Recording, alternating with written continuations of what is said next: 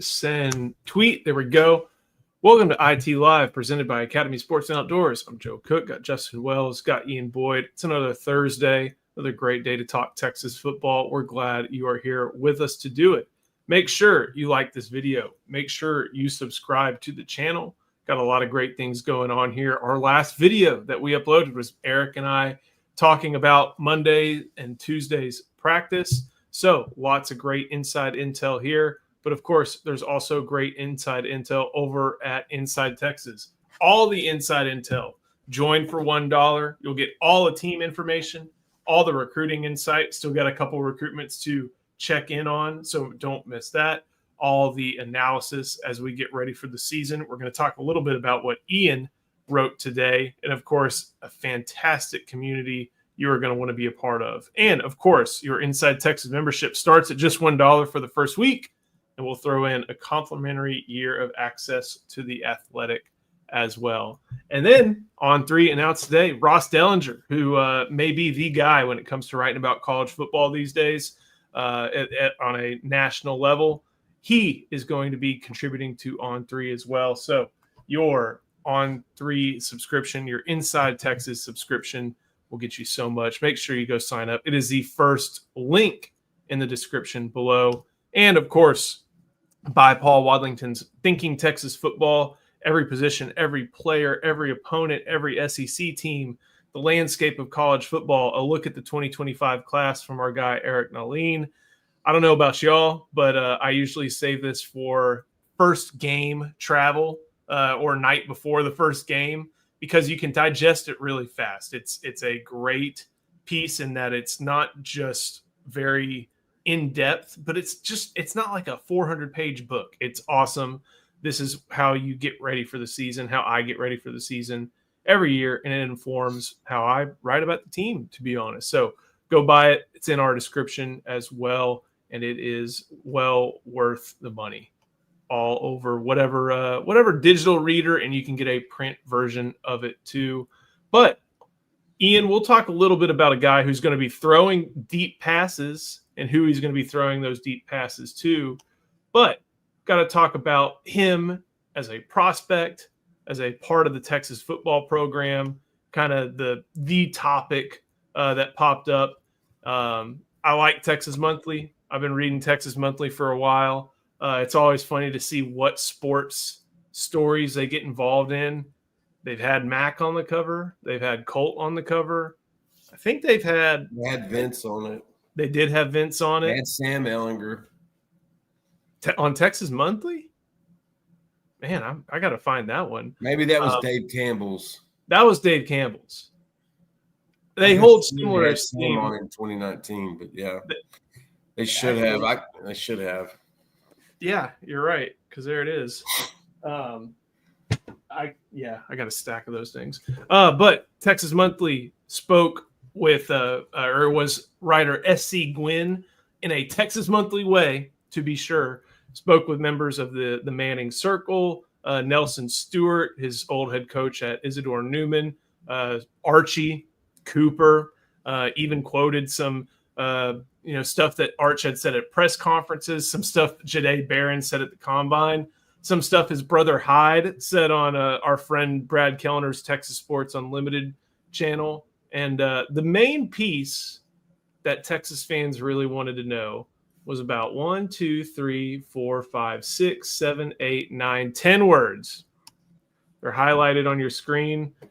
A lot of speculation about, does Arch just stay for one season, then go to the NFL? Cowherd was doing his whole thing about Jimmy Haslam and the Browns, all that good stuff. But Archie Manning, the grandfather, the patriarch, says Arch isn't going to do that. He'll be at Texas. And Ian, I'm not sure what Arch's major is, but I guess that Archie wants him to, continue to accumulate credits and make progress towards that degree. Well, I think the degree he's trying to progress towards is quarterbacking. You look at the guys that have been most successful in the NFL, especially the guy that's really surprising people right now in the NFL that's been a lot better than expected is Justin, which Denver Broncos quarterback? Bo Nix. And why is that? Because he's a doctor. He was drafted at 23 or something like that. Yeah, he went to college for a long time. When he went in the first round, people were shocked. Yes, he was that high. I was one of them. And he's done really well. But Sean Payton has a guy. Sean Payton has a lot to do with it, obviously. But Bo Nix played in college quarterback. He was in college for like 6 years, right? Yeah. He was at least 5 years. Baker Mayfield was a 5-year guy in college. Who are the other? Tyler Shook. Trey Lance barely played. Don't say Tyler Shook. Hey, Tyler Shook was a second-round pick. I think he's going to stink. The Saints are already already having bad remorse about that draft pick. But the whole point is, if you have a lot of games of experience, they're going to be like, well, you're older and can take all this on. Yes, the more years, it's so helpful. The more investment. Mac Jones 1 year, and then it didn't work so good. But he was a fourth year junior, right? Yeah. Yeah. Y'all keep Joe. I don't think you understand what I'm getting at here because you keep naming duds.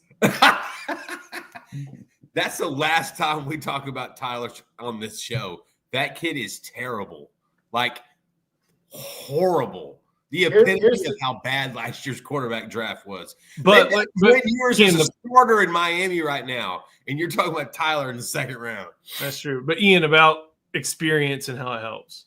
It's invaluable. You cannot replace it. The most successful NFL quarterbacks are usually the guys that had a ton of reps in college and played for multiple seasons.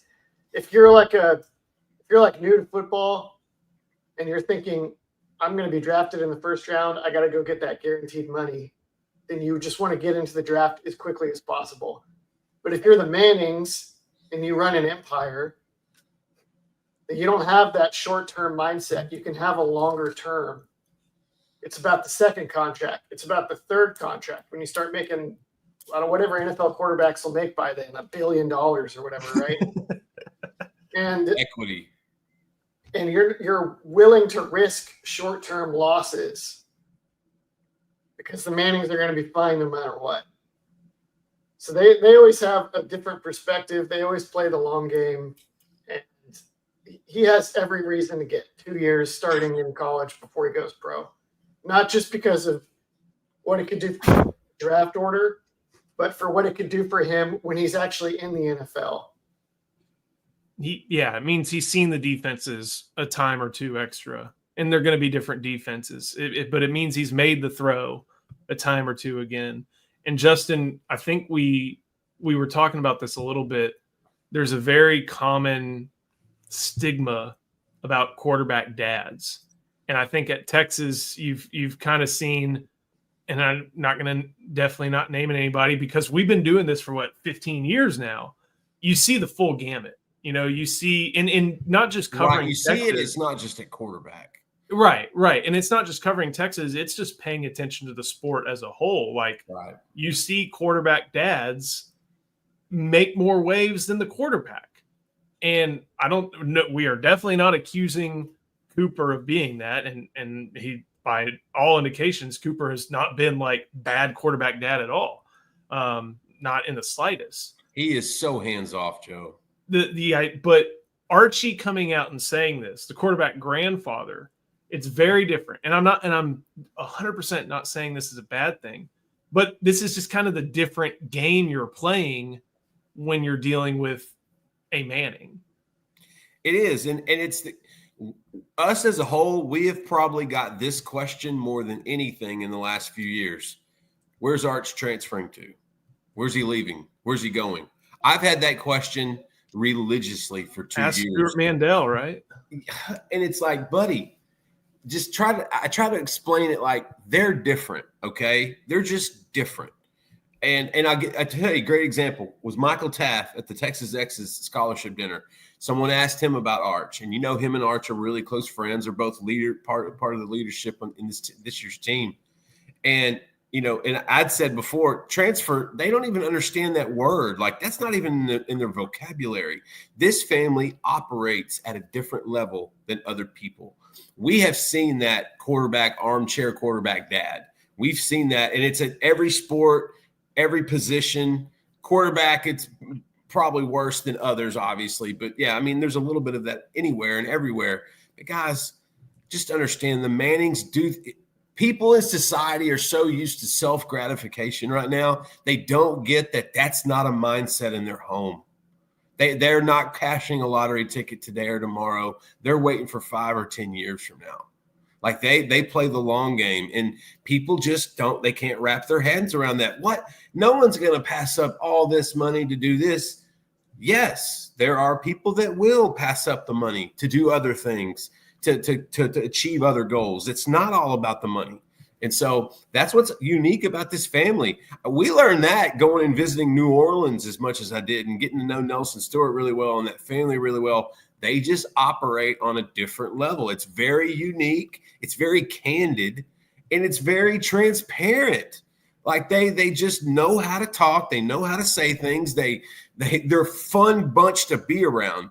Like, that's another thing. They don't take themselves too serious. That is the coolest thing about Arch and about Hyde and about Cooper. Like, they don't take themselves serious. Miss Ellen, these are like some of the funnest people, and they're not worried about their kid getting ready for the draft. They're worried about their kid being happy.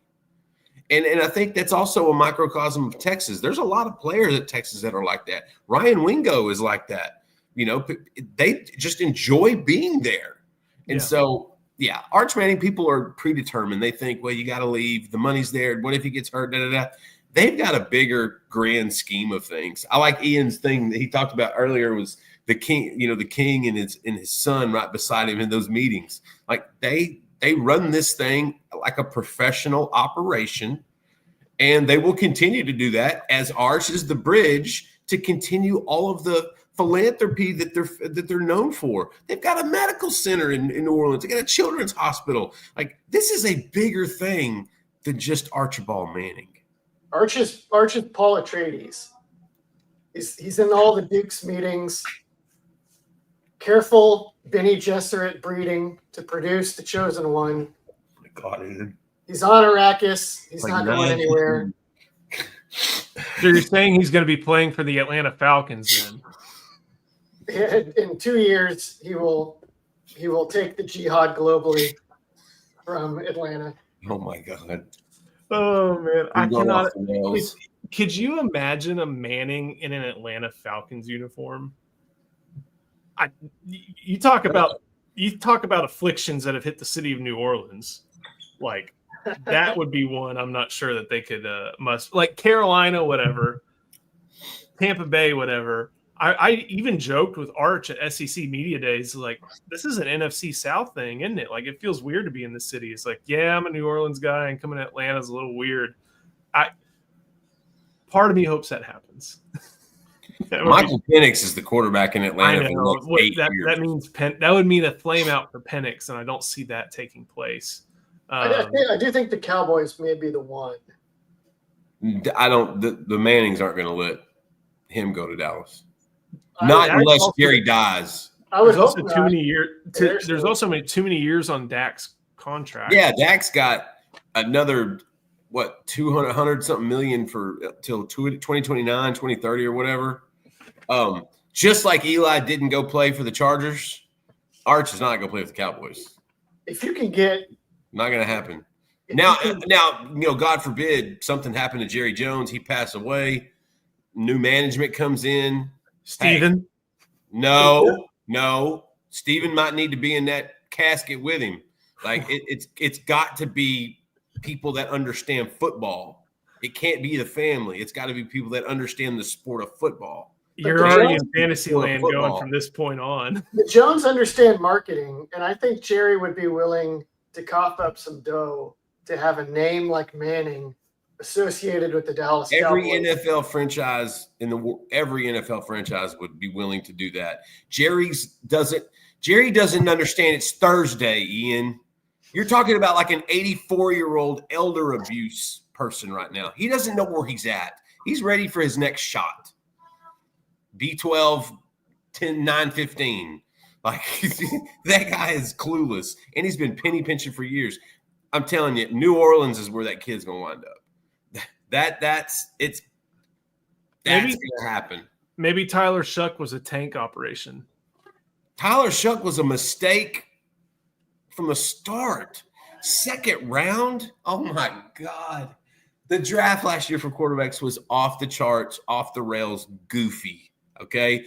Bring us back to some foundational stuff in 2027. Give me some Arch. Give me some DJ Lagway. Give me some Lenoris Sellers. Give me some guys you can build off of and have some fun in the NFL. This 2025 group was atrocious, and Tyler was the face of it. Sellers probably going to end up being the number 1 pick next year. Is he a long way to go passing the football? Is he draft eligible? Yeah. He will, yeah. He's a junior, isn't he? Yeah. Yeah. Ian, he's got a long way to go throwing the ball. He will deliver the ball by ground. Yeah. He's not going number 1 overall. He can tell Nick Harbor to run far. Yeah, like Lenoris is going to be a fantastic college quarterback. NFL, meh. We have some deep threats to talk about. He's a poor man's Justin Fields in that regard. We have some deep threats to talk about who are wearing burnt orange. But before we do, got to hear from Academy. All right. Who's ready? I'm open.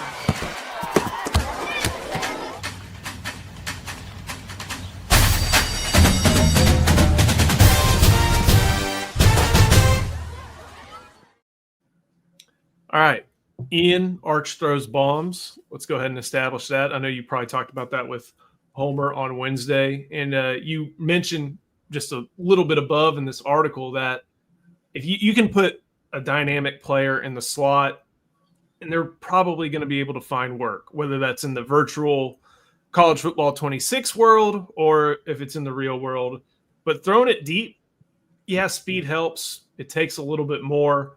And Texas is still trying to figure out who the guys that they can throw deep to are. But it looks like their options, at least among the 4 guys you see highlighted in burnt orange listed on the page, give them a pretty good place to start from. Yeah, I think this may be the best deep threat group we've seen yet. Really? I know Worthy was faster than anybody on this team. Isaiah Bond was faster than anybody on this team. Matthew Golden was an amazing receiver. But faster than anybody else on this team? Maybe so. No, he is. Definitely than these guys. Moore and Livingston in particular excel at tracking deep throws. And there's more to it than just being super fast. Sometimes being super fast is almost counterproductive. Yep. It's like a shorter window to hit. Yeah. A lot of it is like, can you get to a spot on the field reliably and find the ball in the air and box out the defender and then like have strong hands bringing the ball in? Livingston is very good at it. We'll see how he is if he gets like jammed up by a Georgia cornerback. And he will. And I think that's who Sugar Daddy's talking about right there. Yes. Gringo Lightning. He does seem like a contested catch guy. I don't know if he's a get off the line against great press man corners guy. He might be. It's going to take him. It takes them all a little while to get that. Yeah. That's going to be that. Yeah. You got it, Ian. Moore is exceptional at tracking deep throws from the slot. Wingo, this is actually more of a growth point for him, but he's like the most gifted athlete, I think, in the entire offense, unless, depending on how we want to count Gooseby, right? Yeah. So they have like this abundance of guys that are going to be amazing at just fly routes and double moves. Maybe more so than they've had in the last couple of years, which is timely. Definitely more so than they've had in the last couple of years. Which is timely because Arch throws bombs, and he's the man now. Real quick on Mosley, from watching Stanford stuff, I feel like the thought was tough guy in the middle of the field. Can he do the deep stuff too? I don't know. That's fine. I didn't include him in that trio for that reason. I haven't seen Yeah, him. I don't think he's in that category. He's in the David Boston category. Big possession guy. He's for sure that. We'll see how he is, when he has a quarterback that can actually throw down the field and a team that can protect the quarterback to throw down the field. Maybe he'll have some surprises for us. For sure, Wingo, the hope is that Wingo comes alive in this regard. And then Moore and Livingston are much more sure thing guys in this category. So one of the other things that you mentioned, and I'm curious maybe why you think it is the way that it is that as far as Sark quarterbacks at Texas, is Casey Thompson, at least as far as yards per attempt goes, still leads. And there's a lot of different factors there between spamming Xavier Worthy, between probably, using his legs to roll out a little bit. He wasn't a bad quarterback that year, but he just wasn't a good quarterback that year. This is a year where Texas is trying to remove Casey Thompson from that leaderboard, Ian. Yeah, I do. Actually, I think in 23, Ewers was ticked a little higher than him, and then he went back down into the 7s last year in yards per attempt.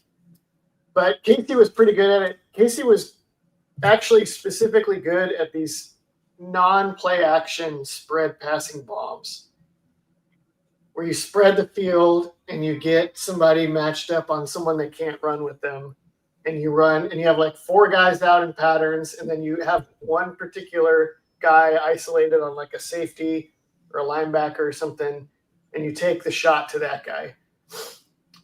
For whatever reason, they did not really do that with Quinn that much.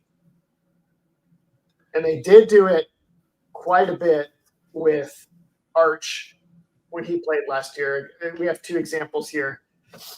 And so you said these are drop back stuff, not play action, not RPO, correct? Right. Let's see. Go ahead.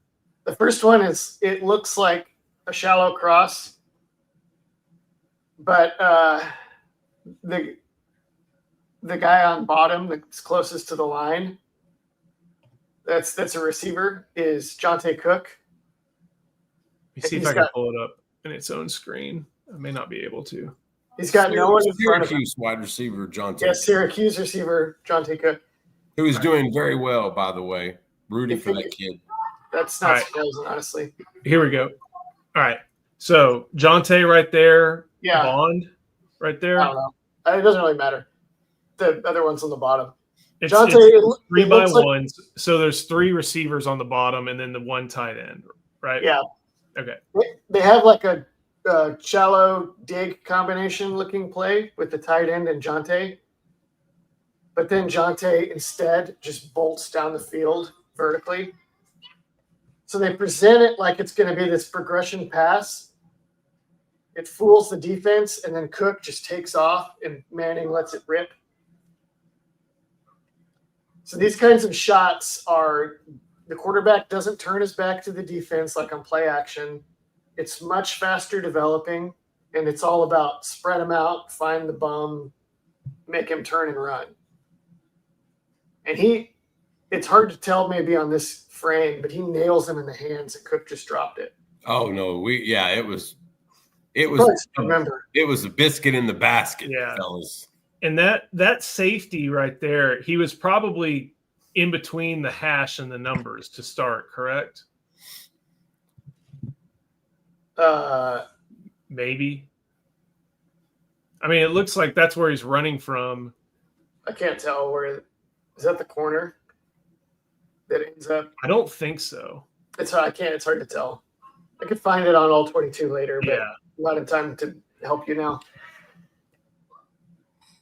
And then the other one against ULM, about to pull that one up. I think you need to show the DeAndre Moore touchdown catch to Victor Santiago.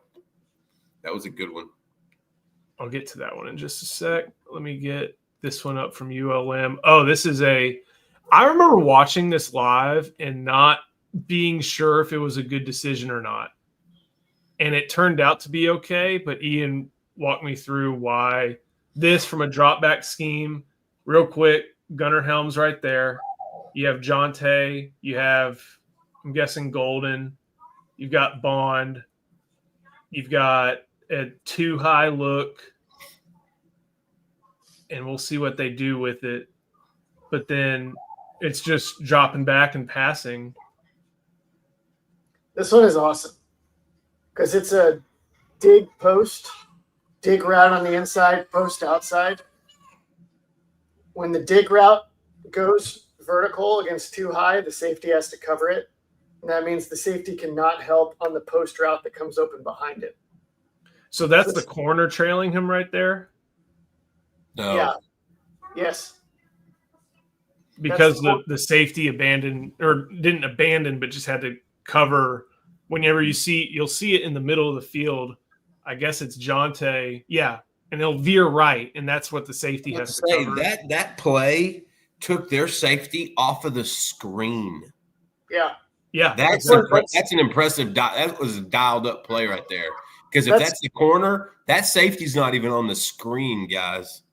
He has to bite down on the dig. And on top of that, Texas's receivers switch releases. So the outside guy becomes the inside guy and the inside guy becomes the outside guy. So then the defenders have to process that, find out who their guy is, and then match the concept, the pattern. It's pretty tough. And of course, Arch nails it. I mean, I do like. I kind of feel like from this is a landmark throw, right? Or maybe is it just to throw it over their head because if he's even, he's leaving. It should be a landmark throw. Yeah, throw to a spot. Yeah. Should we refer to September as the Arch stat builder for New York month? Well, if he only plays 3 quarters, how many stats are you building? Although we did see him in this very game just do stuff like this. 21-0 throwing 40-yard bombs. Yeah, he can get up to 200, 300 yards pretty fast if you let him throw shots on these teams. Or a bubble screen to nibble it, and all of a sudden he's already got 60 yards on the board, That's true. So let's get back to... So no play action again. And it's all about isolating your receivers vertically one-on-one without play action. And that's still the bum hunting too, because usually play action hunts the bum by putting the guy in conflict. This time you're just hunting the worst guy on the field, it sounds like. Yeah. You're in play action, you're trying to isolate defenders, but the guys you're isolating are going to tend to be the main coverage guys. In these drop back schemes, you can isolate a safety or a linebacker or a nickel or something.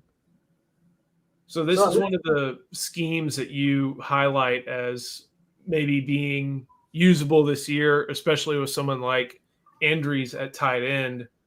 What does this look like in kind of what's happening here, especially when you have these? I know this isn't deep choice, is it? These are just kind of option routes, or what are these variances on what looks like 4 verts? This is basically 4 verts. On the outside, if they get, if the defender's just bailing and staying on top of them, they can just turn around and settle for a comeback.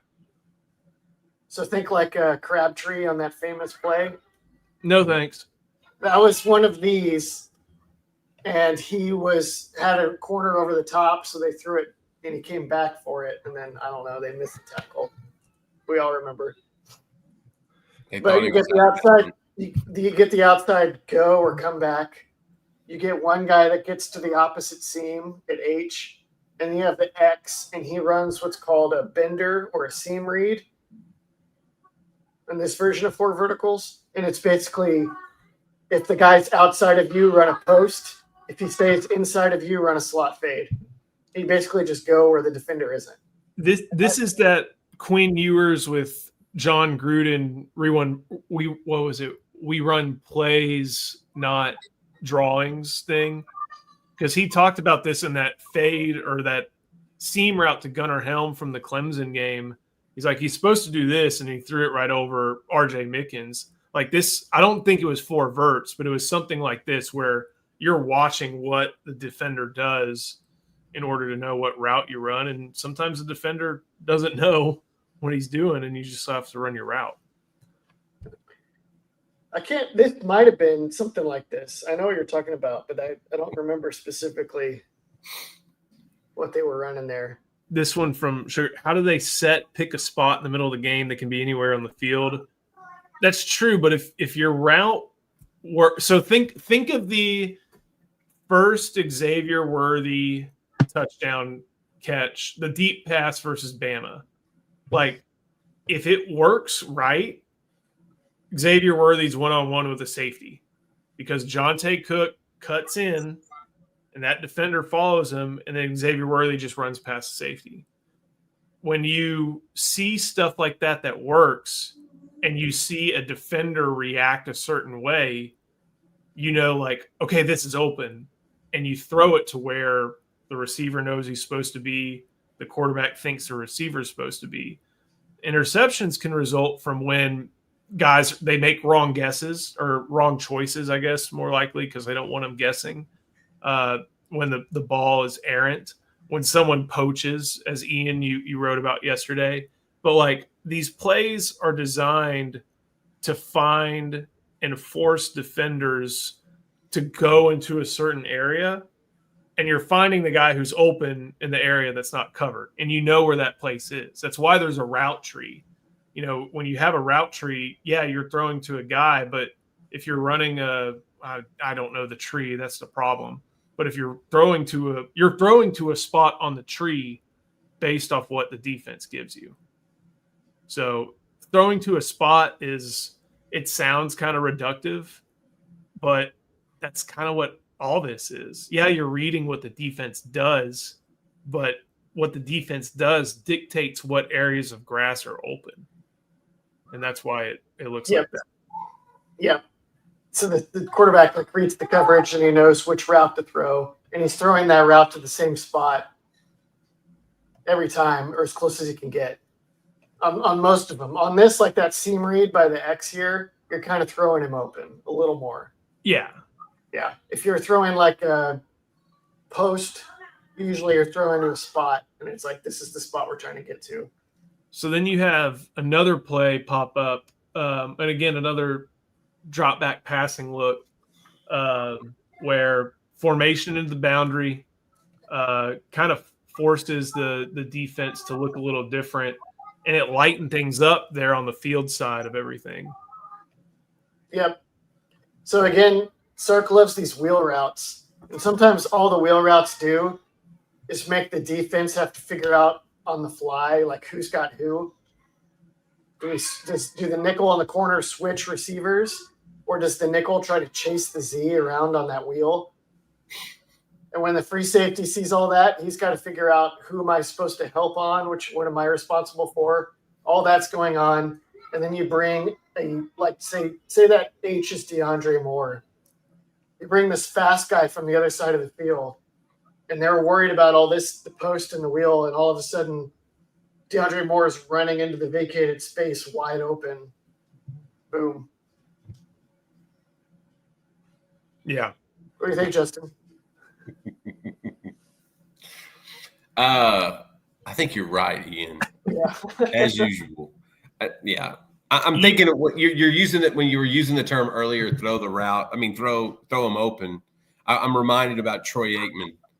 For better or worse, he would throw the route. He did. And it wasn't always the best thing, but it was almost a discipline to his receivers. I'm throwing the route. You have to be there. That's your job to go get that ball at that spot. It's going to be perfect. Aikman's one of the top 3 or 4 most accurate quarterbacks in history of the sport for a reason. Like, could put the ball anywhere at any time, but it wasn't no jump ball. It was a spot and you go get it. And so I was thinking about how Arch kind of goes through his stuff. Arch obviously has more of a penchant to go deep, but yeah. I'm just agreeing with Ian because that's usually the way to go. The Cowboys ran similar offense to Sark. It's called Air Coryell. With Norv Turner. with North Yep. Turner. And the whole idea was you're going to run this route and be at this spot, and we're going to drill it to perfection. Yep. And the patterns and the play action and whatever else is going to ensure that that spot doesn't have a defender in it. Exactly. And yeah. And if the receiver could get there, he got paid. He was on the team. He was in the rotation. If the receiver couldn't make it, he couldn't make it. Sark definitely has some of that kind of stuff. And we've heard about him in fall camps getting up on young receivers and being like, no, 12 yards is where this happens. Not 10, not 13, not 11, 12. You be there or you are on the bench. This is Bobby Petronic. This is a really good point. I'm sure Arch's average depth of target will decrease over his career. I'm trying to pull it up right now. PFF tracks that. It's a natural progression with quarterbacks as they get through their progression better. And I think your first part's right. I don't know if it's caused by exactly what you're saying in the second part, but like the overarching principle is like Arch is going to throw bombs, but he's not going to continue to throw bombs like over and over. Eventually they're going to try to play back. You do that enough to make the defense honest. That's how they're going to have to beat Georgia. Look, you're going to have to make the defense honest. That's how they lost last year in Austin to Georgia, not keeping them honest. Going deep is great. You got to connect on them though, and it's got to be balanced. What do y'all think Arch's average depth of target was last year? 27 yards. That'd be literally throwing bombs every play. I'm just reading the meme. Is it like 12? Arch's average depth of target was 11.1. What was Quinn's? Quinn's was, if it'll less. hurry up. I think Quinn's was like 8. Quinn's was higher than that. Quinn's was 7.9. God. Yeah. So that's a lot of throws to the line of scrimmage. It's a lot of checkdowns. Ian, have you been paying attention to Mr. Hewers in Miami? I've seen some camp highlights. That everyone I've seen has been him perfectly placing in that same deep crossing route that he was good at Texas.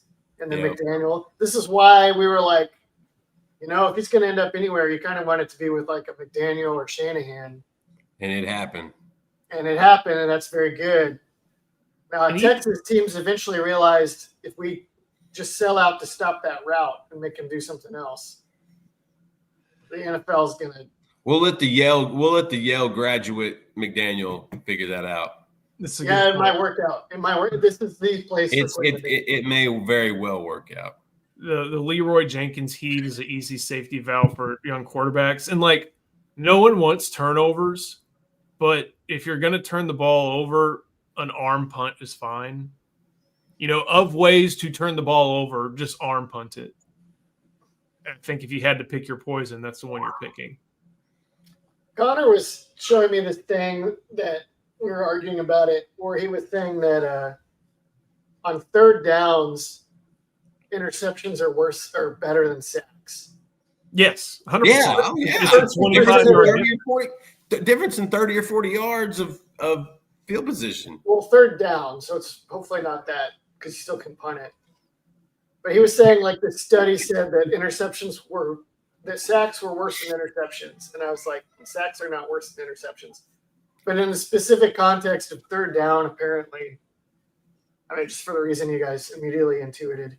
Well, that's the thing. It's like, if you ever hear of expected points added, it's like it progressively goes up the closer you get to the goal line you're trying to reach, which, duh. But, it's kind of like instructive. It's like you don't want to make it easier or make it so your opponent has to have fewer first downs to get to the end zone. Like, it's just kind of one of those keep it simple, stupid things. And if you get sacked for a loss of 7 yards, well, there goes 7 yards, 40-yard punt, 33-yard net on a fair catch. Or if you just arm punt it 45 yards down the field, well, okay, you just lost an opportunity, but It's 45 yards down the field as long as your receivers can tackle. Just don't do it on first down. Yes. And the big thing also was, this was an NFL stat, so it may not be apples to apples to college. It was like you want to take a chance on the deep throw and risk an interception rather than taking the sack, because if you take a deep shot, it's a very big boom or bust outcome. Whereas if you take a sack, it's only bust. At a certain point, you just have to look at a football field are you closer or farther from the end zone? Like a lot of these advanced stats, that's kind of what they're just boiling down to try to measure. Like, do you end up closer or farther? And the whole point of the game is to, reach the end zone to advance against the opponent. If you have a shorter distance to get there, well, it's a little bit easier. So lots of fun talking about Arch and how deep he's going to throw it down the field. Before we keep going, and we got a fun thought exercise. I'm excited for this one with y'all. Got to show some love to our sponsor. That is Andre the Lawyer. This video is brought to you by Andre the Lawyer. If you're injured, trust the team that secured millions for their clients and helped thousands of Texans with their injury case.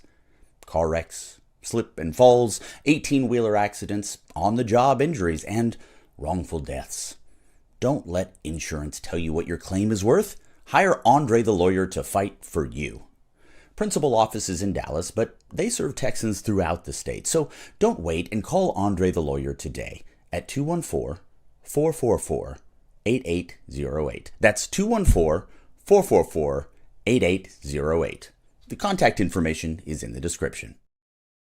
I do like this from Joshy Manning. I hate that we have skinny, smart coaches now. Give me Mark Mangino with a mustard stain on his shirt who punts on 4th and 2. I'm glad we saw that picture of Mangino looking a lot better. He showed up at Kansas practice. I saw that too. And that's that's just one of those, like, if you were paying attention to college football in the 2000s, those Kansas teams were just special. But yeah, is there no Ozempic Mangino now? Not quite Ozempic.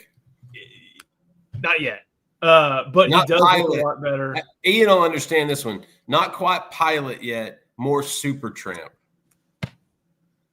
Hold on. Let me see if I can find it. It was a good pick. Here we go. I'm struggling. It's an early 80s musical reference, Ian. I don't know Pilot well enough. Magic, the song that you hear on the Ozempic commercial, that's a song called Magic by a group called Pilot. It sounds identical to the group Supertramp. Yeah. Early 80s rock group. But yeah, he's looking better and good, man. He made Kansas football pretty fun for that little stretch. Him and the Todd Reesing show was much must see, much watch. Kept Missouri out of a chance to play for the national title too. Chase Daniel still holds that against him. I bet Gary Pinkel does as well. All right, let's have the fun I've been trying to get to. Every year, I try to determine what are the best players that Texas could steal from opposing SEC rosters. And the game is all in Texas' favor. Texas can grab whoever they want. Their whole roster is protected, whatever. It can be scholarship 86. But they're not grabbing all these players en masse. If they're going to Alabama, they're getting one from Alabama, and that's who they had from the roster. If they're going to Florida, they're getting one from Florida, and that's who they're adding to the roster. And I go through each team, and I try to spread it out. And I try not to pick quarterback. Like, yeah, maybe I would have liked to pick DJ Lagway to, completely derail Florida's season, but we got Arch Manning. Maybe I should have picked Dylan Stewart to make South Carolina's defense worse, but Texas has Colin Simmons. Like, I try to be smart with this, and I try to also be a little bit present in what's going on. So we'll start. I go in alphabetical order. We'll start with Bama. My pick, and this is I can see why there's going to be some pushback on this one. Caden Proctor to start. Mm. That's your starting right tackle right there. That's what I was thinking. That's that Proctor and Gooseby might be the first two tackles off the board in April. Both are really good. Both have work to do, but like this, if you see on that left shoulder of his, that's a Rose Bowl patch. That's from 2023. They've had him starting since his freshman year. And this is going to be his third year. And he may be better at right tackle, but that's where Texas would put him. Am I wrong for not picking Ryan Williams or any of their DBs? Yeah, should have taken Ryan Williams. Okay. I think I like that I haven't seen these yet, so we can just kind of react organically. I had a guy I think you should take, but now I'm thinking Proctor. I like Brock. I think this is a good one. You need that. If you got a bookend guy like Proctor and Gooseby, dude, Arch Manning just becomes that much more dangerous. Or are you going to try to pass me a Jam Miller? I was going for Jamarian Miller. I really was. And I think he would be in a crowded running back room right now, but I'd trade off a few for that guy. That's a really good one. I may take somebody like that from another team though. Another running back. Ryan Williams might be the best player in the SEC, so I just take Ryan Williams. All right. This is in alphabetical order. So Arkansas. Is this only the SEC, Joe? Yes. Yes. Okay, because I was wondering where the Jeremiah Smith was, but okay. Yeah. Oh man. Hey, Sugar Daddy, I took him last year. He's in the NFL now. Can't grab him anymore. And if he were still at Kentucky or if you were at Tennessee or somewhere, I would have taken him too. Omega Blake. This is an interesting one. He was at South Carolina, didn't play a ton. Transfers to Charlotte, which I think is Conference USA. And he had he was a big play machine last year. 32 catches, 795, 9 scores, average depth of target 19.4. Had in 6 different games had a catch of 25 yards or more. And hey, we were talking about deep threats earlier, and I just don't know enough about that Arkansas roster to know if there's anybody worth grabbing aside from Taylon Green, and I think Texas is good there. Am I missing anybody on Arkansas? Tesla's in the NFL. Like, I'm trying to think who's on Arkansas that I would want. They've been big on portal. I would have taken Andrew Armstrong last year. They've been big on portal on O-line, and it's just kind of like, unless there's a big tackle ready to go, which remember B.J. Allen's little brother. What was his name? Oh, Jaden. Right. Jaden's there. I'll take Jaden Allen. I need some depth at corner. Maybe one of the tight ends. I think those guys can block. I can't remember. Luke Haas. He's at Ole Miss and he got hurt. Oh, that's right. Yeah. Omega seems fine. Just put him in the mix of receiver. See if he emerges. Hey, real quick, Joe. Garrett Blaylock. Let's hit this thing. I want to hit this for 5 seconds. Garrett Blaylock told us, I'm behind on the live, so forgive me, but Justin is wrong on the Arch to Dallas thing. Number 1, Archie Manning is on the record saying that's the desired landing spot. Number 2, Dak's contract is front-loaded. I don't know if you've ever listened to Archie Manning talk. There's nothing definitive in his voice on anything. They've talked about 100 landing spots. He's never mentioned Dallas being one. If you think they're going to put Arch in that dysfunction of a franchise right now, which is bottom tier, it's not happening, guys. Just not happening. All right, Auburn. I kind of spoiled it, but Cam Coleman, I feel like this one's pretty basic. You know, the edge rusher is what, Kedrick Falk? That's his name. Don't they have a D tackle? Falk is kind of like a 3-down ends, like sort of like what Justice Terry could be, where he's like part end, part. He's like 6'6", 280 or something. Yeah. So that's awkward fit. Coleman is good. I don't feel like there's anybody else to grab.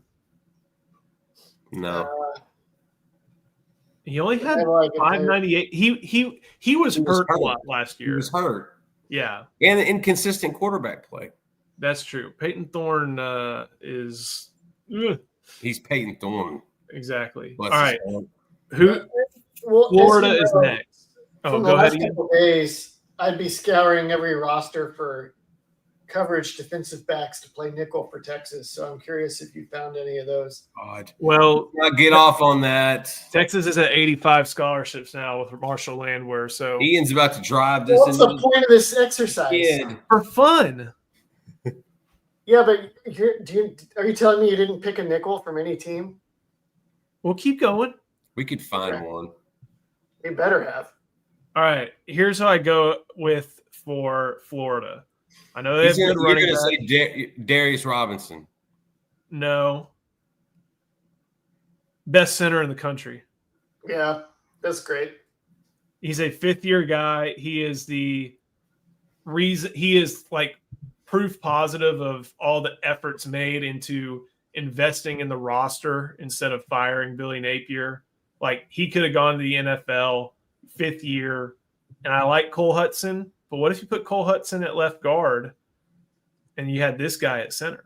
I would take that all day long. That's a good pick. And I know the running backs are quality. That may be like the second choice, but this guy could be a running back too. I think. I mean, this guy's probably going to win the Remington Trophy if he stays healthy. Who comes after Florida? I don't know. It's probably I got Darius Robinson. So Ian, Georgia, right? I think this might help in what you were asking about for a coverage nickel. Now, he's not going to play coverage nickel. KJ Bolden? Yeah. But he could. He can do a lot of stuff. Man. Do you think Dalen Everett could bump inside? No. Yeah. Oh. Or he could bump somebody. Dalen Everett would bump Jalen Gilbo back inside, probably. Yeah. Yes. I'll give you that. I haven't seen Bolden play like man coverage, so I don't know how much he helps, but he's really good. So, but Texas has really awesome safeties. That's not really the concern. Didn't they just lose Starks? Yeah. The NFL, yeah. Yeah. I'll tell you, I was going to take him or Keely Ringo. He's in the NFL too. I know. If you've not noticed that there's a pattern to this. The one thing, and I think Ian, you and I have both written about this, is like they keep going to the portal for wide receiver, and this looks like the best year. They finally seems like they found good options at wide receiver in the portal. You think so? Maybe. I think so. I like Noah Thomas. I'm hesitant there. I don't know. I like Noah Thomas. I like Zach Branch. I like who's the Kincaid kid. Oh man, Micah Bell. Yes. Like there's something for Georgia to work with there. They're guys you got to pay attention to, but not necessarily scheme against. Yeah. But it's part of the whole Georgia. Give me Justin Williams. I'm with Ryan. I'm with Ryan Nelson. I'm going with my favorite linebacker 2 years ago. Give me Justin Williams. It's not a bad pick either. All right. And then Joseph. You've seen Jonah Ajanye. Have you seen what he looks like? He looks like a man. Good Lord. I would take maybe Kristen Miller too, or one of those D tackles. Oh, you couldn't go wrong with a Georgia linebacker or defensive tackle. Somebody was also mentioning, I think it's the right tackle. It's not Ernest Green, is it? Does that sound right? Yeah. Wasn't that the IMG kid? I think so. He was like a big guard, but wound up playing tackle. Yeah. Ernest Green is definitely a Georgia tackle. That was somebody that our board was talking about as maybe being an option, but yeah, Texas was recruiting him if I remember correctly. But I think he was kind of going to stay in that area. I want to say he was from Florida, maybe. Yeah, and he was going to kind of stay in that little region. That's a good one, but you took Caden Proctor, so yeah, you took care of the other. Again, these are all independent. Like it's not to Ian and I. We need organization. Okay, we need a flow. We need a flow chart here, Joe. Maybe Monroe Freeling. That may be the guy we were thinking of. He'd be good too. Is that even a real name? That sounds like a name on NCAA 26. They like him at Georgia. They're going to make him left tackle. He got Gunnar Stockton killed. Notre Dame. Yeah. Killed. And then they were like his. Seth McGowan. That name looks familiar. So Oklahoma guy, right? There's not much going on at Kentucky. And What about Cutter Bowley? for what? What about Maxwell Harrison? They had a really good corner a few years ago. He's getting paid. What to about play Deion too. Walker? They had a really good D lineman a few years He's getting ago. paid to play too. Where's Vander Griffin, the flip phone? Not at a D1 level anymore. So here's the thing with Seth McGowan. I'm surprised he found one. He got into real off-field trouble. Yes. At Oklahoma. Like he's a convicted felon. And I know, but he got kicked off by Oklahoma. He played at NAIA. He played JUCO, and he goes to New Mexico State and has a pretty solid year, 850 something yards. And he had an interview with the Lexington newspaper, and this sounds like, this is what I wrote in an article published a couple days ago in the Lexington Herald Leader. McGowan gives all the indications of a person who knows he messed up, paid his debt to society, made it through additional barriers he knew would be there as a result of his choices, and is making the most of a newfound opportunity with gratitude. Like, he's going to be RB1 for Kentucky. I'm happy for him that sounds like he's learned from his mistakes. What do you do again? Remind me of the college he was at. I mean, the high school. Poteet. Malik Jefferson. Okay. Yeah. Now I remember even more. Finessing. Now I remember even more. So he goes to New Mexico State in a second chance. What did he do again? What was he convicted of? Hey, if you listen to Joe, he's a felon, and he says it with some direction. I think he. I think he go to Lexington. I can't remember what it was exact. Something with a gun. Like that's when they pistol whipped some guy. Joe has never been more convincing in a statement in my life. Okay, first of all, that guy's a convicted felon. But I think I know, Joe. It's the way you said it. It's not the context. It's the way you said it. My stomach is hurting. I remember that incident. They busted into a dude's apartment and took some weed and jewelry. I kind of briefly remember that too, but I do remember the Poteet connection there because I remember Texas was talking to McGowan for a while, but there were signs there that they didn't like, and they went in another direction. And I think the article is linked in there, very well worth a read. McGowan, I bet if you asked McGowan what he would call himself 5 years ago, he'd probably say, yeah, I was a little bit of a punk. And it sounds like he has come a long way from that. And so he's probably going to be running back one for the Wildcats this year and might be one of the more talented guys on a roster without much talent. Speaking of running back, I was wondering where you were going to go with LSU. I wasn't going to pick Harold Perkins. I know Ian wasn't going to pick Harold Perkins. I was going to pick. I don't know why.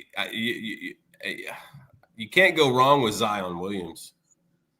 You just can't. Yeah, you need some depth at D line. Let him and Alex January room together, develop.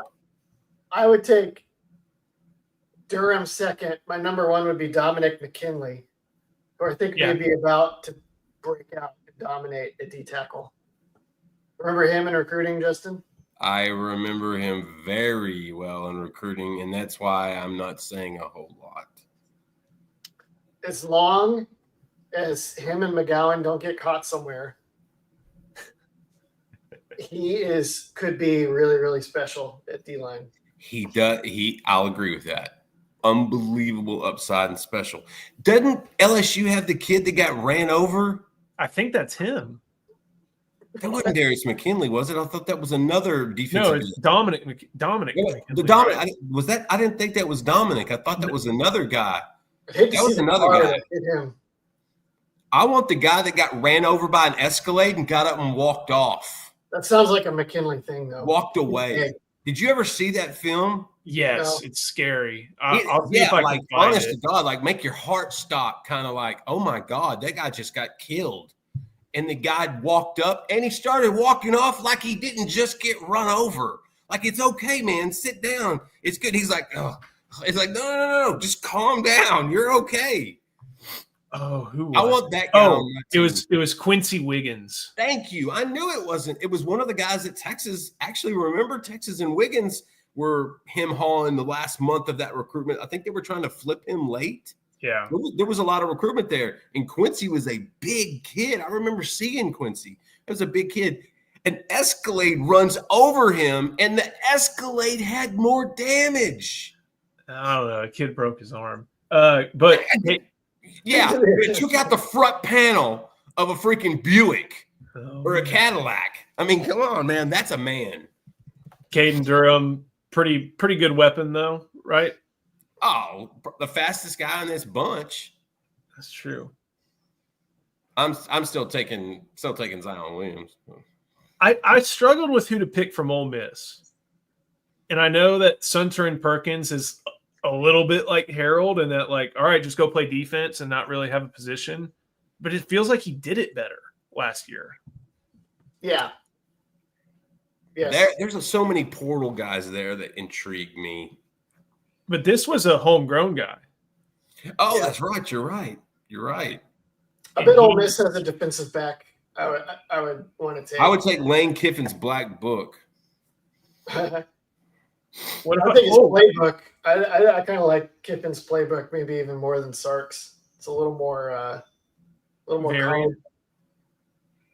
Well, what if? So last year I took a coach. What if I had taken Charlie Weiss Jr.? Interesting. Have y'all heard the story where Lane Kiffin interviewed Charlie Weiss Jr.? And Charlie Weiss Jr. has photographic memory. So Lane Kiffin showed him his credit card and then put it back. He just showed it to him like this and then put it back in his wallet and said, if you can remember the numbers, I'm paying for the meal and you have the job. And then Charlie Weiss Jr. was like, yeah, it was 5298, whatever, and had it exactly. Sunturn Perkins, though, this may be the biggest recruiting win Ole Miss has had in a couple of years, and this is going to be a first-round type guy because it seems like they actually found a position for him, unlike with Harold Perkins. Yeah, he plays. Yeah. All right, Mississippi State's tough, so that's a no-brainer. And they also have another good portal running back in, I think. And his last name's Dixon. But the guy's name's Fluff Bothwell. And he may have been one of the, aside from Ashton Genty, he may have been one of the best running backs in the G5 last year. And Major Applewhite rode the hell out of him, too. I just don't know what else is on Mississippi State. No. For me, I'm probably taking Brennan Thompson. But it's not for football. I'm taking him for track. Give him to Edric Floreal. Yeah. I'm taking him for track.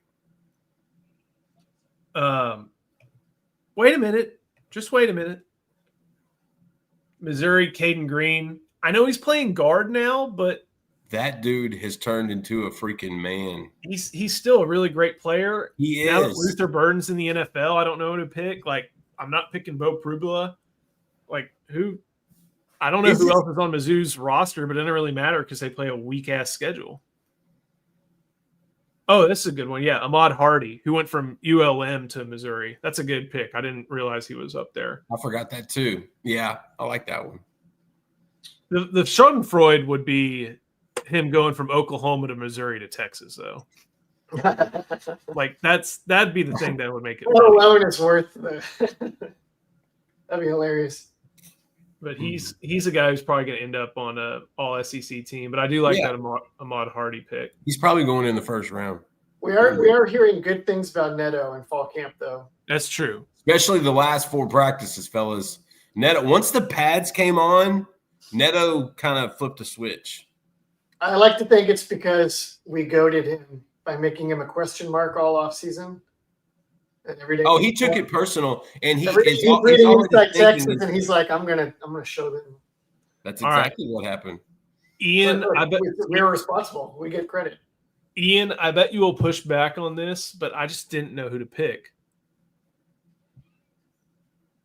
I think he may be one of the top players on their defense. And why pick R. Mason Thomas when you got Colin Simmons and Trey Moore? Two problems I have. One, he plays outside, and I don't think he's better than the corners Texas has. No. I don't even know if he moves Gilbo inside. No. But Bowen has Very instinctual, Ian. He's very instinctual. He's small. And he's got great feet. Great feet. I do like him. Here's the biggest problem though. They've held him out in spring for an ankle injury. And then he came back in the fall, and all the Sooner writers have been like, wait, he's in a boot? What happened? And he has not yet participated in camp. See, I don't know if this is the correct answer. I thought, here's the thing. As much as there's a point and laugh attribute about this, Dominic Williams had a quality year. May not have been full ROI, but it still wasn't. It was good. I don't know if he's better than Moran Watson. ROI. I don't know if there's a player in Oklahoma's roster where I'm like, this guy makes Texas. Danny Okoye. He's not even. I would take Jaden. Ian, hold on. I want Ian to finish the statement. In 2027, yeah. I'm playing the long game too. I'm like the Mannings. Okay? I'm looking at the long game. And I'm looking, you know who else they have? They have that linebacker from Crandall that I absolutely love, that freak athlete, Samuel Oshimego.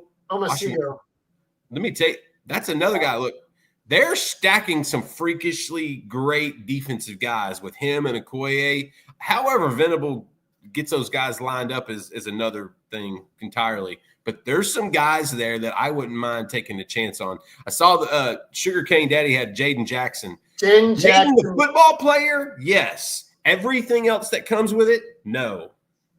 He would start on the Texas D. I forgot about him. He would make Texas D-line meaningfully better. He's good. But does he make the locker room better? I don't know. I don't know anything about that. No. There's Nick Harbor. And this is, I know he's not a good receiver. I got something on Nick when y'all are done. But I don't care. Throw it you know about throwing landmarks? There's a landmark 65 yards downfield. Throw it and meet it there. You know?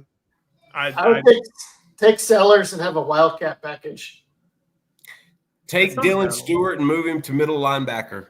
Okay. Here's the thing about Nick Harbor. I remember sitting in SEC Media Days talk, and I wound up just happening to sit with a South Carolina beat guy, and we were kind of going back and forth real quick.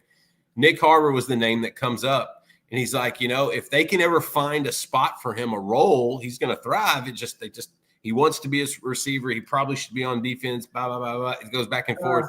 I'm with Joe. Like, he's too athletic to ignore. There's a Malcolm Williams to him, in my opinion. Just kind of a different level of freak athlete. I'm not saying Malcolm was the speed there, but very similar body, very similar athleticism. But yeah, I think it's Dylan Stewart, and just let him play wherever he wants to play. Have him, Colin, and Ethan on the field at the same time, and just let the other team's offensive coordinator pray. I would have.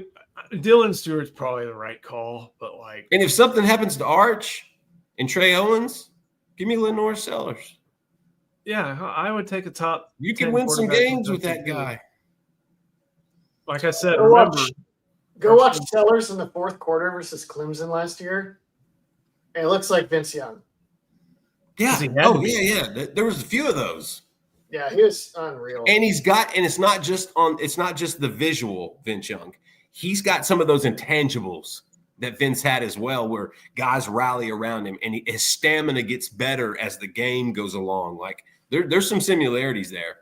Not the athlete quite, but definitely the animal. All right. I got a couple more to get through because I got. Yeah, I like this one, and I can hit this one really quick. He's got to be healthy. He's got to be healthy. He does. Listen, if he's healthy, he's a first-round pick next year. Simple as that. And everyone in the country wanted this kid out of the portal, out of Oregon State, except Texas, which was the one school he really wanted to go to. Guy goes to Tennessee, becomes all SEC, first-team corner. I love this kid. He's a White House, Texas kid. That's where Mahomes and all those guys are from. Kind of went under the radar. Really good kid, a good baseball player, really good kid. So, yeah, Jamad McCoy's my pick, too. I just don't know who else is on Tennessee. I know Ryan Nelson. Got some guys. I don't know. I don't know who they have. I think they do. Hey, I got one for you. Braden Rouse. Yeah, he's not on Tennessee quite yet, but I'm with Not you. yet, but just flip him and we'll count it as one. All right. I can't disagree with this at all. Well, there's some other guys He's I the like best too, player. but yeah, these are really good. He is let me tell you something. If he's playing in that game that last year against Texas, it's a different football game. Horns fans may not want to hear it. I'm telling you, it's different. That team is different when he's playing. It's an honest look at it. Honestly, to me makes or breaks Marcel Reed. Honestly. Yeah. They were still a ways away from Texas last year, though. I understand that. That guy right there runs with a purpose. He's great. Remember, Stan Drayton was in love with this kid. Okay? Like big time. Like this is a dude. Texas was in love with him. They wanted him badly. I was waiting on it to come. What about Terry Bussey, though? No. Not yet. You know me on Terry. I love Terry. He's on the wrong position. He's playing the wrong position. I saw some clips of him in practice. He looked weird. He looks big, and he does not look comfortable. He's not because he's out of position. And that's what A&M is going to wind up doing. I hope they don't ruin him, but they're already putting way too much mass on him. He's losing some of his quickness and his twitch. That was part of his, tools. He should have been playing DB. You know what you do? You take Terry Bussey. That's your freaking nickel for Texas in 2025. Now what? I would take maybe Armaj Adams-Reed from this team too. He's good. He's really good. And even DeSantis too. Is that the offensive lineman that was kind of like that's their guards? Anthony Hill and Colin Simmons. Yeah, that was a bait question. I don't. Well, it was, and I think he actually answered it the right way. Yeah, I think last up is Vanderbilt, and I'm not picking Pavia because why not? No, you got to get the Aztec Warrior. Get the Aggie, Stowers. That's who you got to pick. Now you got some 12 personnel, fellas. Yeah, this makes things fun. And this guy's going in the draft early next year. This is your maybe this is your other Wildcat quarterback just to have some fun. Yeah. The other one would be what's his name? Cedric Alexander, that little scat back. He's one from Austin? He's from LBJ High, yeah. LBJ, yeah. So I get Pavia just because if I ever have to pivot to the WWE, I've got my guy. I can put him in a luchador mask. We can make something big here. I need to promote that dude.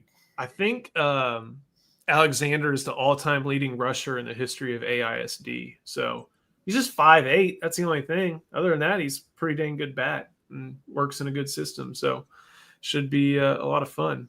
A lot of fun in that thought exercise. So appreciate y'all going through it with me. Make sure to learn more about players like that in the SEC. You get Paul Wallington's Thinking Texas Football, every player, every position on the Longhorns, every SEC opponent, every SEC member, every Texas opponent in a full class of 2025 breakdown from our guy, Eric Naline.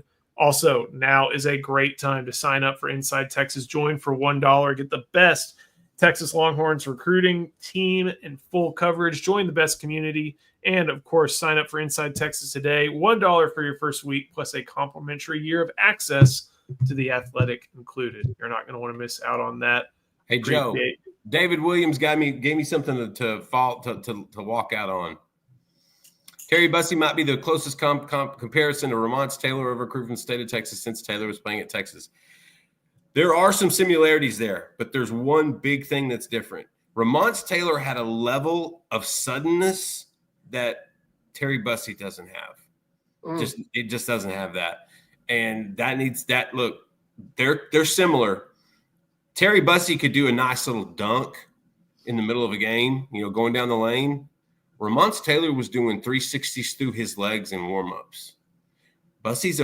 You've got really good athletes, and then you got plus athletes. Ramonce Taylor was a suddenness plus athlete. Part of me wonders if Williams David had more big reds in Timpson than he did in Marlin. I think he's missing out on our Big Red sponsorship at Inside Texas. Like he did. I think he missed that free case of Big Red when you sign up. So sorry, David. We miss you, brother. But hey, we're drinking all the Big Red. We bought it up. Or Big Blue. That Big Blue makes my stomach hurt. Too much sugar. Oh, yeah, because Big Red's healthy. Oh, my gosh. Thank you for watching. We'll see you next time on IT Live, presented by Academy Sports and Outdoors.